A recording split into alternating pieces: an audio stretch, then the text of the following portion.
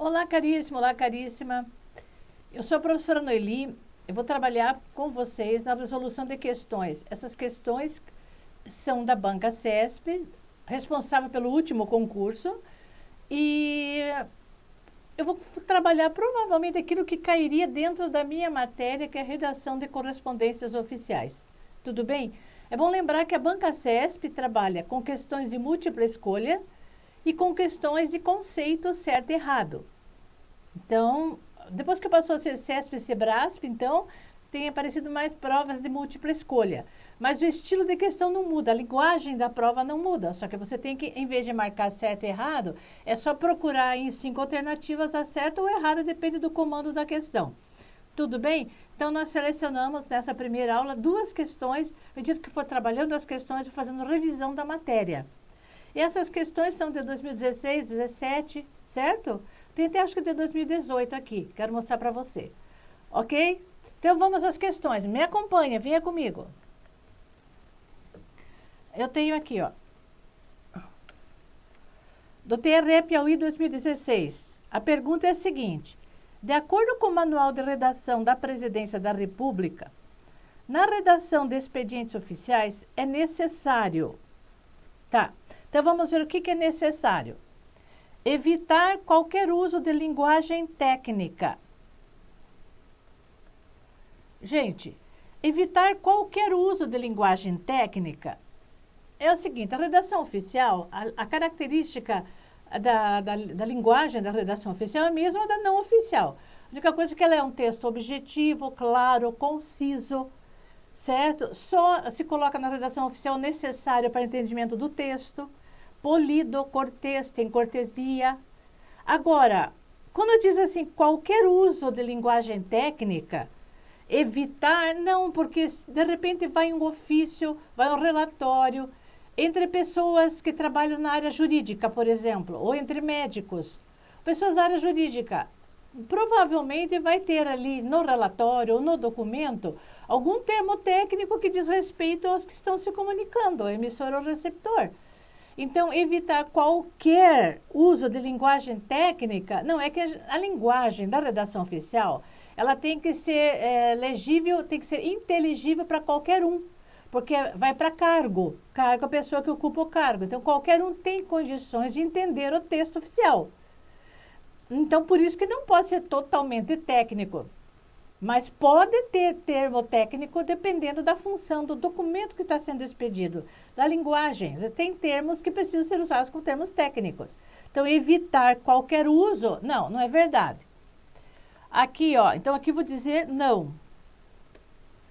Empregar um padrão próprio de linguagem denominado padrão oficial. Gente, padrão de linguagem, tá certo. Linguagem que siga a norma padrão, com correção gramatical. Agora, me diga uma coisa, não existe o que eles colocaram aqui, denominado padrão oficial. Não existe padrão oficial da língua. Entendeu? Eles estão colocando em várias provas esse mesmo texto. Empregar padrão próprio de linguagem, denominado padrão oficial. Não existe padrão oficial. Então, não existe padrão oficial. Tá? Então, essa também não é. Empregar uma forma específica da linguagem administrativa burocrática. Ao contrário, a linguagem administrativa, a linguagem é a linguagem mais simples e própria, mas não é a linguagem assim da oralidade. Claro que tem que primar pela norma padrão, pela norma culta, mas não tem burocracia. Um ofício, por exemplo, o governador manda um ofício para o prefeito ou vice-versa. O prefeito manda para o governador. Convidamos Vossa Excelência para participar do evento de inauguração da Praça X. Tem texto mais claro que isso? Tem burocracia no meio? Não. Então, assim que a linguagem ela é direta, tá? Não tem burocracia no meio. Portanto, aqui também não. De observar as recomendações do padrão culto da língua portuguesa. Agora sim, observar as recomendações do padrão culto da língua portuguesa. Existe padrão culto, e não existe padrão oficial, entendeu? Padrão culto da língua portuguesa, com certeza, tem que observar as recomendações. Ortografia, acentuação, concordância, regência, pontuação, uso da crase, toda a gramática, toda a sintaxe tem que ser empregada. Porque imagine um texto que é curto, ainda com problemas gramaticais. Então, tem que observar o padrão culto da língua portuguesa. Por isso que essa é a resposta correta, gente. Tá, até coloquei aqui, ó. É a letra D. Obedecer a certa tradição no emprego das formas sintáticas, optando-se pelo rebuscamento. Não, rebuscamento não. Aqui que é o sim.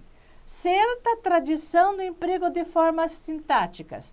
O que é? Forma sintática truncada, invertida, não existe. Nós usamos a forma direta da oração. O sujeito, o predicado, o complemento. Convidamos Vossa Excelência para comparecer ao evento de inauguração da praça tal. Linguagem direta, ordem direta da oração. Então, não tem truncamento sintático, não tem inversão sintática, tá? O texto é claro, o texto é direto. Então, não é uma linguagem rebuscada, toda cheia de palavras que não são do uso necessário, tá? Uma linguagem literária, tudo bem, você pode rebuscar, pode colocar palavras lindas, maravilhosas, mas o texto não. O texto oficial é um texto simples, mas correto. Não confundir simplicidade com o quê? Com falta de polidez, com a linguagem chula, grosseira. Não, não pode. Tem que ser uma linguagem culta. Ok? Por isso, caríssimo, nós temos como resposta correta desta pergunta aqui, ó, de acordo com o manual de redação da presidência, na redação de expedientes oficiais, é necessário observar as recomendações do padrão culto da língua portuguesa, letra D. Ok? Agora eu vou te mostrar uma outra questão da redação oficial, sobre o fecho. Tudo bem? Então me acompanhe aqui na pergunta. Olha, acerca das características formais e linguísticas dos fechos empregados nas comunicações oficiais, assinale a opção correta conforme o manual de redação da Presidência da República. Então, nós vamos falar dos fechos. Caríssimo, é assim, ó. Então, o documento, existe um padrão de diagramação. Padrão de diagramação, é o padrão ofício de diagramação. Por exemplo, digamos que isso aqui é uma folha. Na verdade, esse aqui é o meu mapa da disciplina.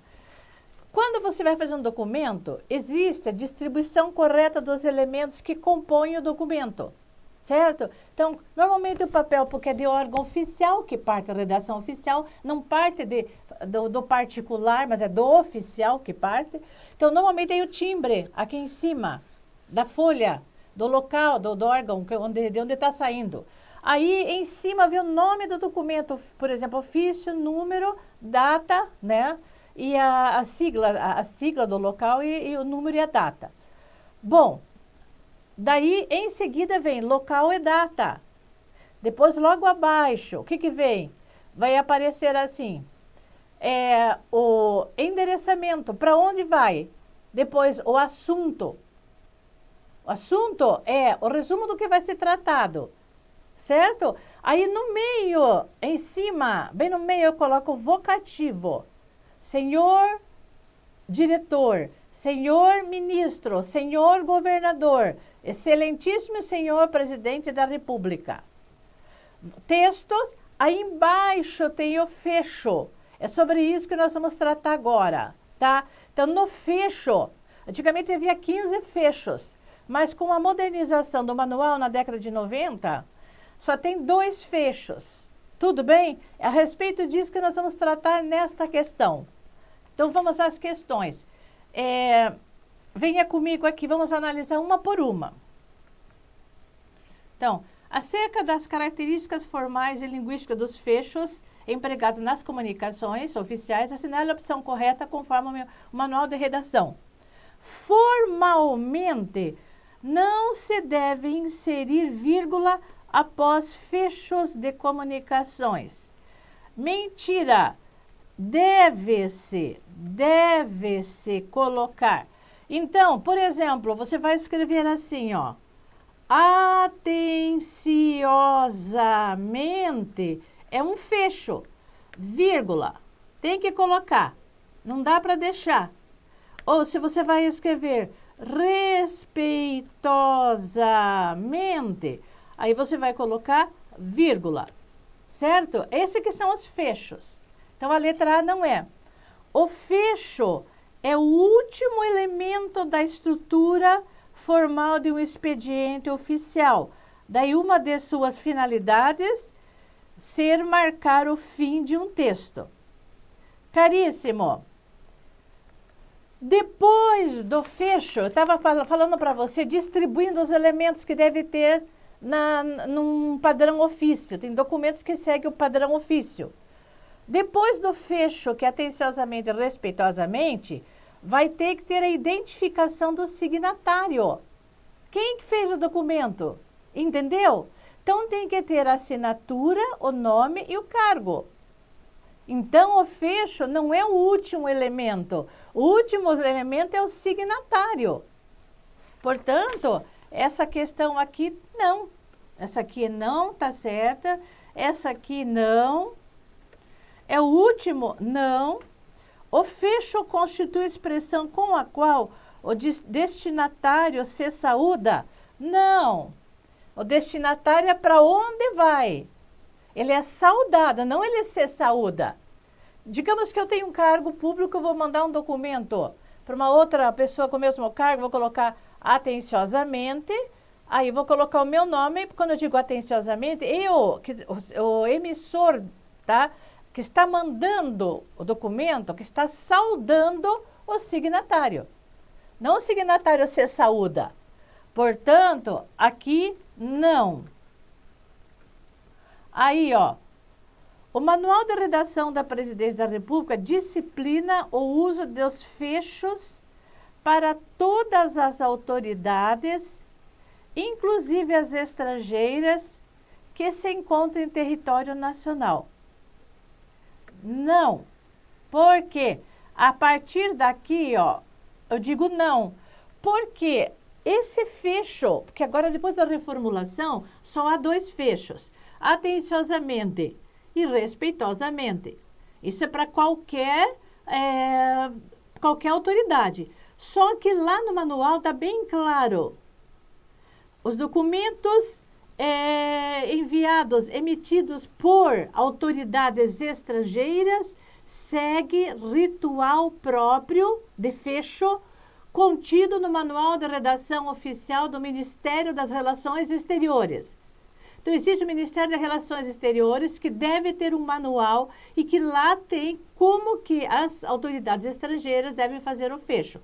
Pode ser até que seja atenciosamente e respeitosamente, nós não sabemos.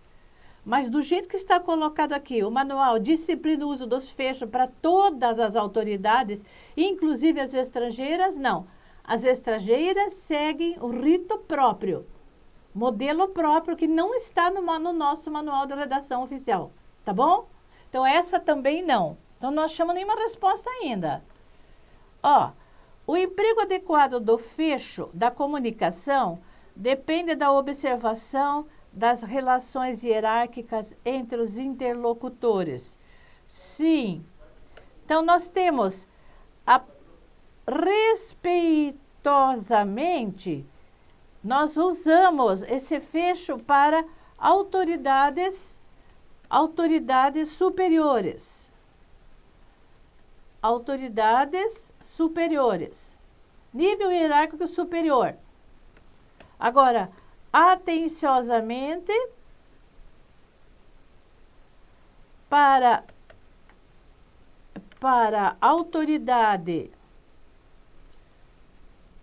autoridades de mesma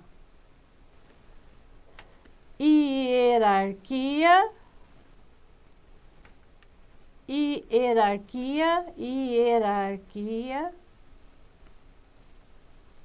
ou hierarquia inferior. e hierarquia, aqui vou colocar um Q, e hierarquia inferior, tá? Assim, ó, só existe, segundo o manual, então vai depender das relações hierárquicas entre os interlocutores. Sim, aqui, essa que está correta.